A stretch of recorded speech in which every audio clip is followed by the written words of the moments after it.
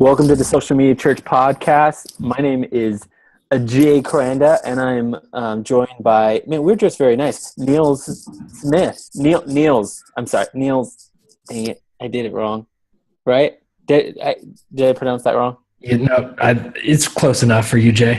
I'm just happy that you're wearing a collar today. I know. It must be business professional day in the Saddleback offices. I know everybody.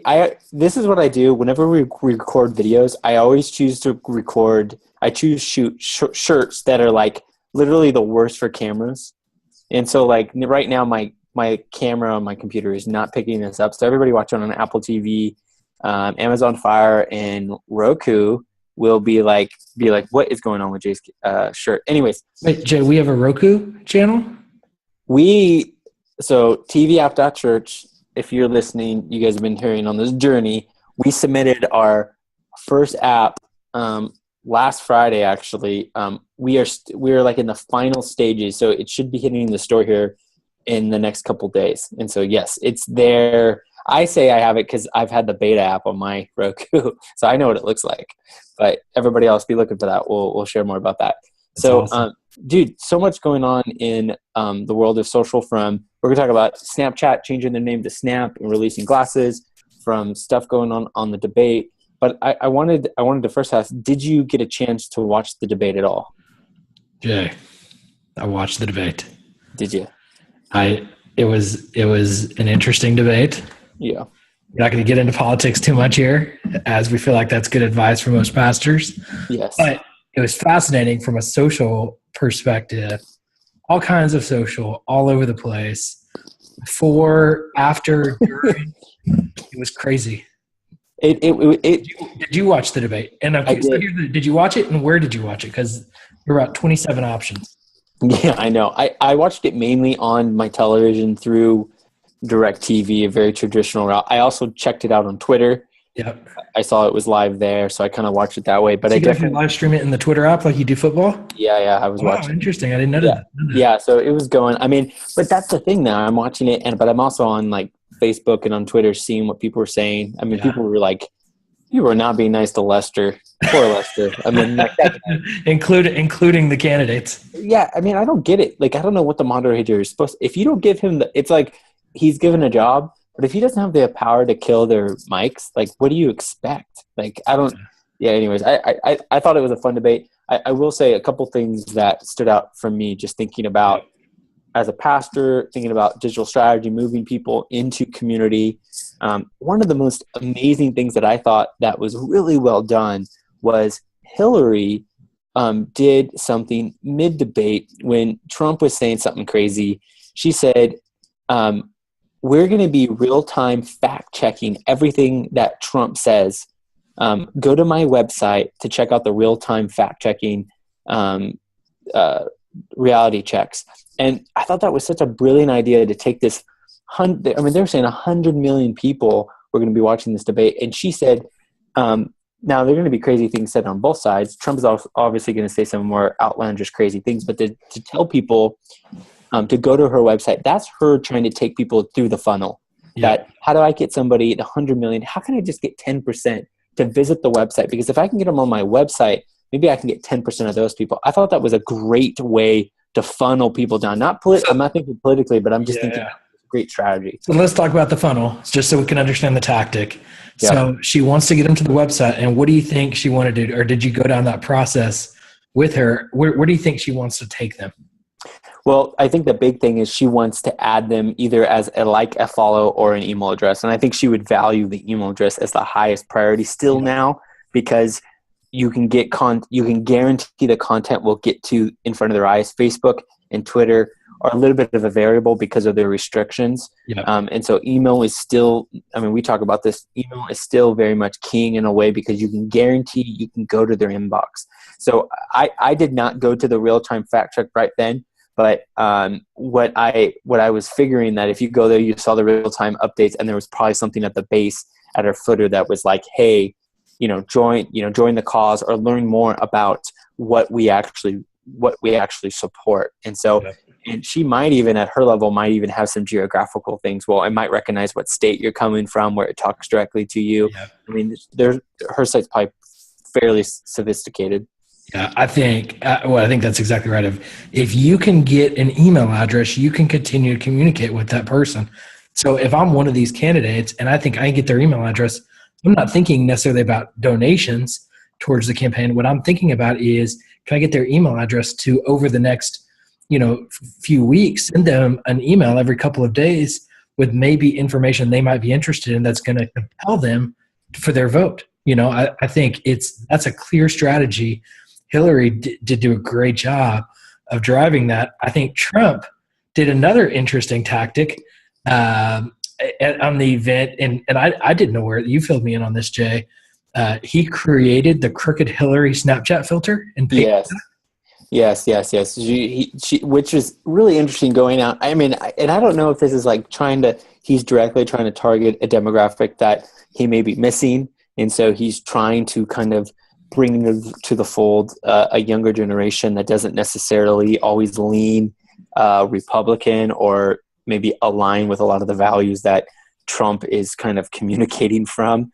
So it's a really strategic. I think it's a very direct bullet at certain individuals to try to get them in. And so, yeah, it was a filter that was targeted, and the idea was to take a photo of the of her at the event and kind of like have fun with her on the Snapchat. And the article that I was reading on Mashable, it definitely seemed like they were trying to like it had to be a very expensive buy, because Snapchat, you can register geo filters on Snapchat.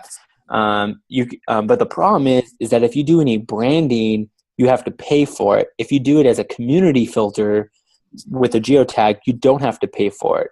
So if you just do your city, then you're fine. But if you do like Disney or whatever, that doesn't work that way. And then I've done this. I had a friend for this job that they were asking me to do, where they wanted me to buy a branded geo filter for an event. And what you do is that you actually go on Snapchat and you can pay, and you can take a geo area and you can say, and you literally drop dots on a map and you say, like, within this fence, I want everybody within this fence to get this geo filter from this time to this time. But the problem is, depending on how big your radius is, depending how long your event is, that's how much it costs. So I remember I did like a 3-hour event just in the city of Irvine, and it was something like $800 to have this geo filter on at this event, but it was going to be for a social event. So let alone the buy for that's got to be crazy. But it's definitely a strategic angle, and I thought it was pretty smart. It showed that they're up on it. So that's fascinating. Both tactics, very interesting, and honestly pretty smart. We're going to get back to Snapchat because we've got some interesting news from Snapchat, and then I've got a wild card question for you, Jay, that we're going to get to at the end of the show that you don't yet know about. It's going to be really good. Just ahead. Okay. It's going to stump you. I'm convinced. Well, good. We'll talk more into your skillet there, and then let's see what's going on here. Jay, that's cute. That's cute. So here's the question, Jay. This is not the wild card question. This is the hot seat question. Who should pastors vote for? Who should? Oh my gosh! No, go ahead. No, I'm diverting. And let our listeners know after the debate last night. Who do you think?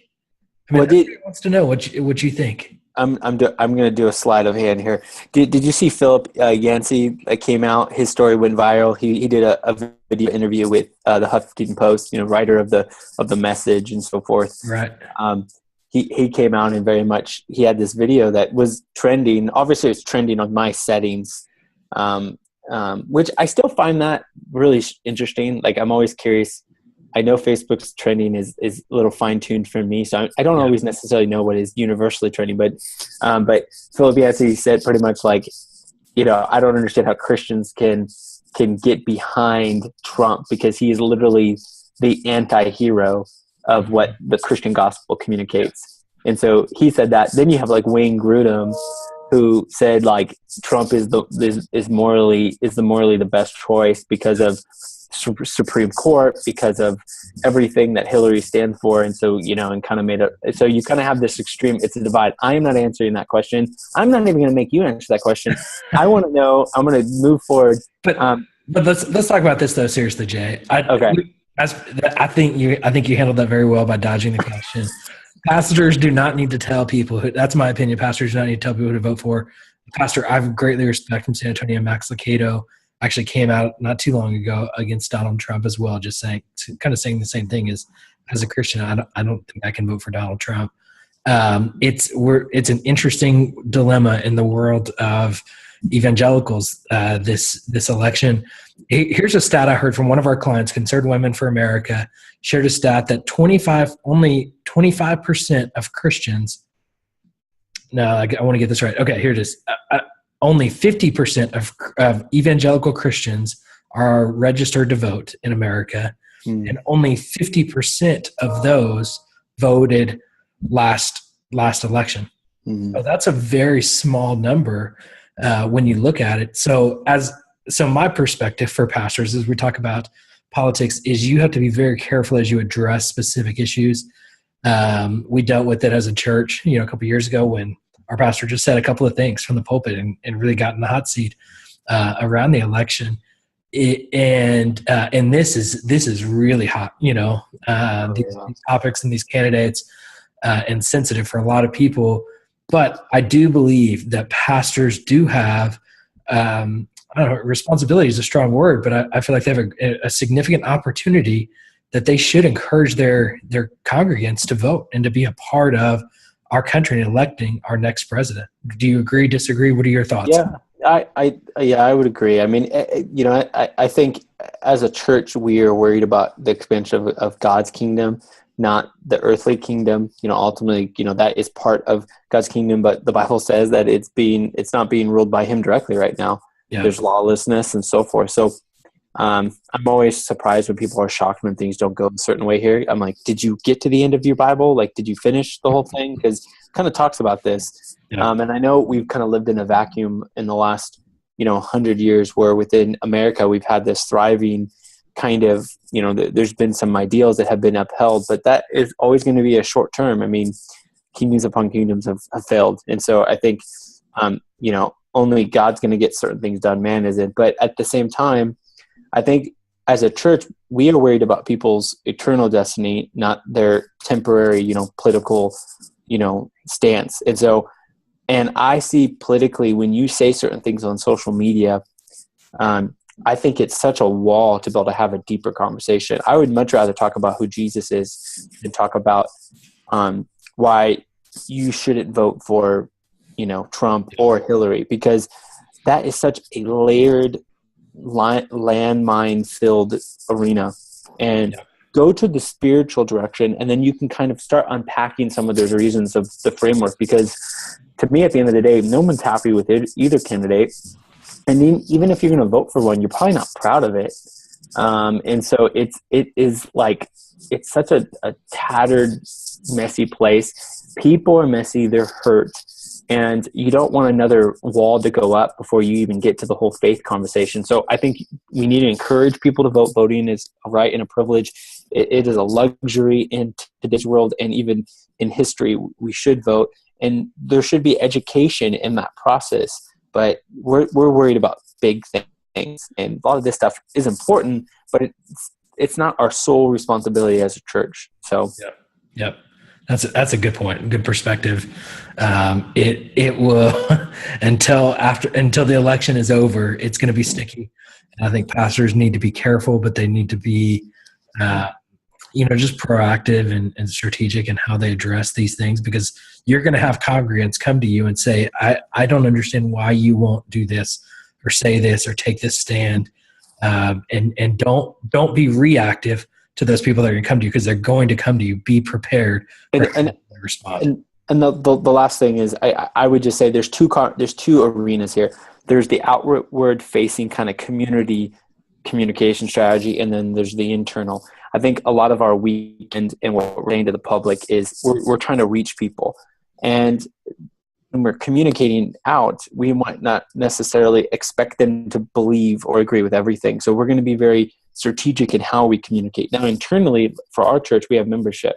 You become a member of our church and hold you to a different standard, and we communicate to you because we know you've made a faith commitment. So we know we can say, here's this and this. I don't think there's certain things like when you're talking about, let's say, evolution on the weekend, I think, are people really like dinosaurs and man walk together? Like, is that really like going to bring people to faith? No, that's an internal conversation. Same-sex marriage, is that really going to bring people? No, that's an internal conversation. And so you got to, I mean, that's a communication plan, and that's how we layered it. So it is a very important thing. I think we Christians need to continue to get good at it because it's only going to get a little rougher. And we need to get wiser in how we talk about these things because we do have a worldview, and people need to understand our worldview to understand what we're saying. And we need to understand what their worldview to understand how to at least work together. And so sometimes we just think they should just listen. No, people are people, and it's conflict resolution. You need to figure that out. So, okay, Snapchat. What do you think about them change? Two things. What do you think about them changing their name to Snap? And then what do you think about the glasses? I think a smart move on the name Snap, which tells us it's going to be a lot bigger. Their plan is to be a lot bigger than a mobile app. So that's interesting. And obviously it's bigger because they're now integrating some kind of hardware with these Snap spectacles, which are similar to Google Glass, but much more basic. So I've been reading up on the spectacles. I think they're $130, $129. They've got 3 different colors. They look like they're made for girls, to be honest. And so I'm interested just even to see who buys these and what the adoption rate is. Where Google Glass, I couldn't see any female ever getting those. Does that make sense? They were made for nerdy dudes. And so it's an interesting target. Bright colors, but basically you can take a 10, 20, or 30-second video and directly, upload it as a Snap story.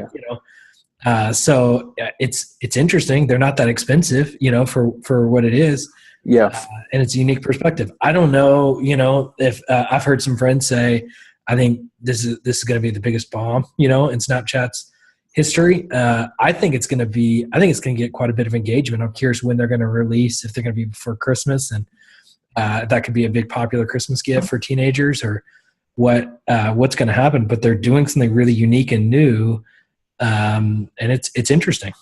I think it's such a play to the core community, and I think that's a lot of companies and churches forget about this. We're so outreach focused, which is not a bad thing, but you forget, like, how do you make your core people more loyal? Mm-hmm. Because the more you can get the core people to become more loyal, the stronger your kind of, your digital evangelists become. And potentially that's the true multiplication model. And so this is like Yelp. To me, this is like, what do they call it? The Yelp super, I'm forgetting the name of it, but Yelp has like the core community of the people that it's like Yelp All-Stars or Yelp, I'm forgetting it right now, but they do like local events for like people who really Yelp hardcore. And the idea is that if they focus their money on building up their core, that DNA will rub off on everybody else. And I think not everyone's going to buy them, but I think what you're going to have is the people that are really into Snapchat. I think that they really are going to get into it. And I think it's just crazy marketing that you're going to be able to, from the design and from everything, you're going to see people walking around with it, and you're going to be thinking about Snapchat. So I don't think it's going to be like they're going to sell millions of them, but I do think it's going to be easy promotion. And I think it's going to be a good success for Snapchat, for Snap.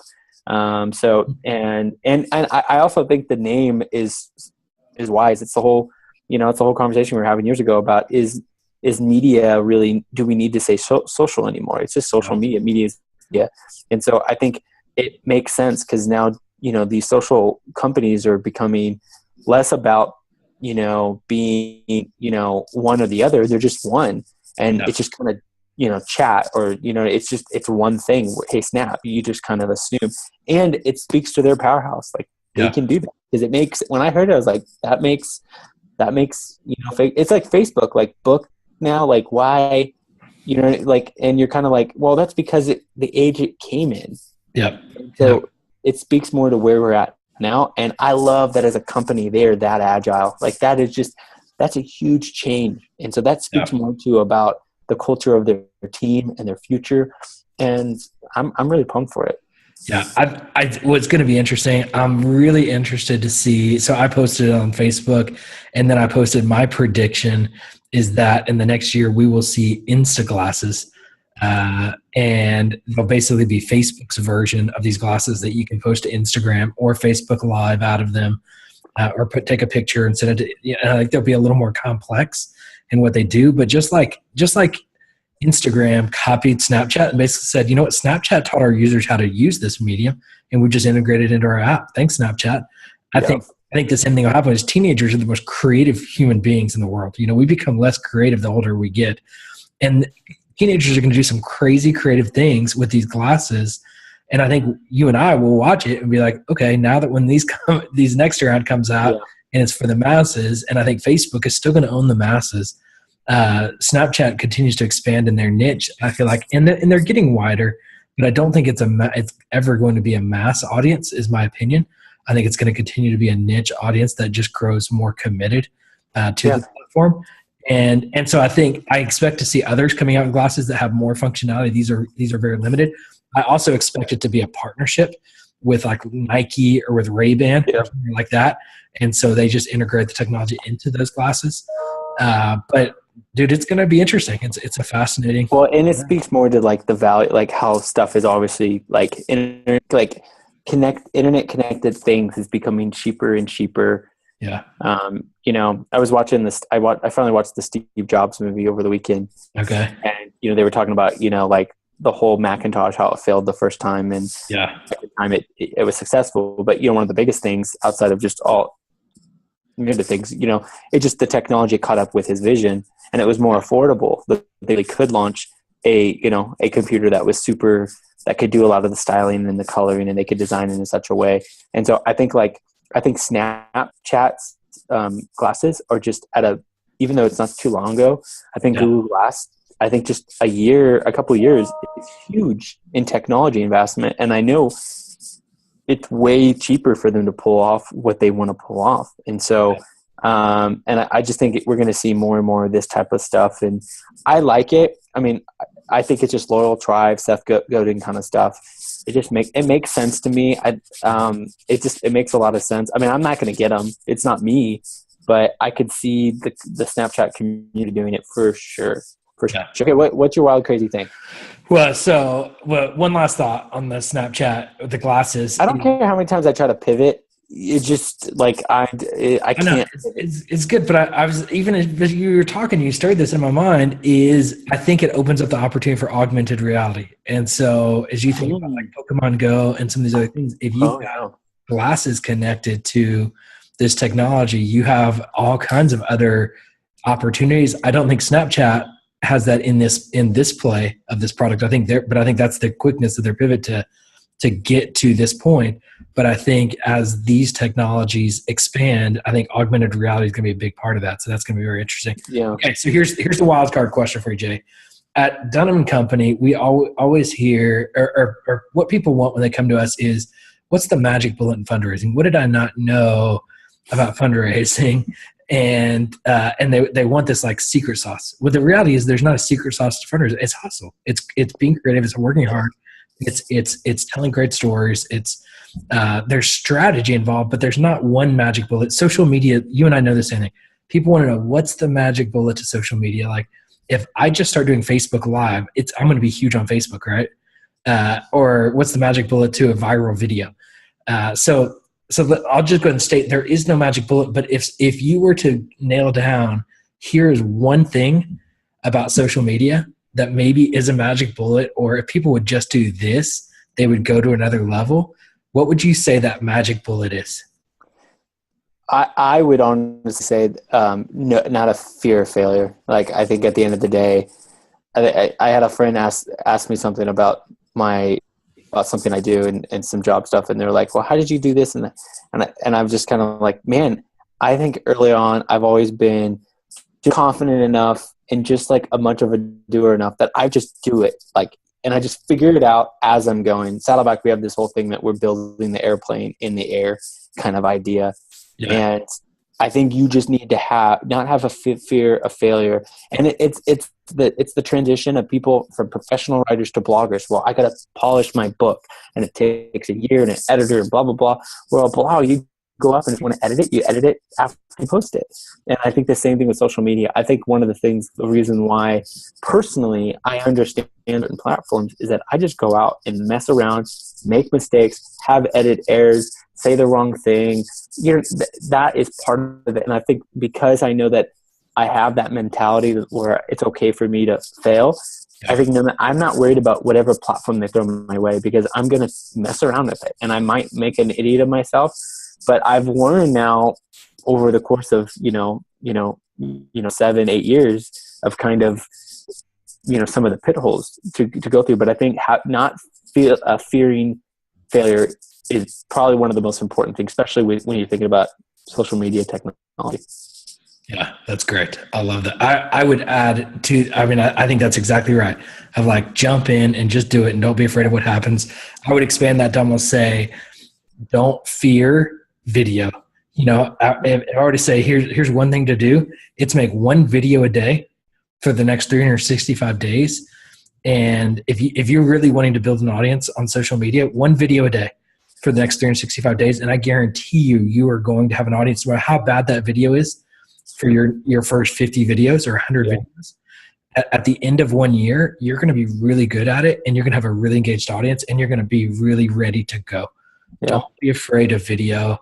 Jump into it, because that's at the core of social media and where it's growing and where it's going. And so dig into that. Don't be afraid, and go kick butt at social media and reach people with the gospel.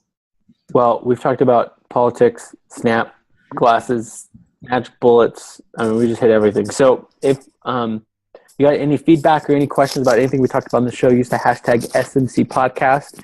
While Twitter still owns it and Disney doesn't buy it, we will still use Twitter like crazy.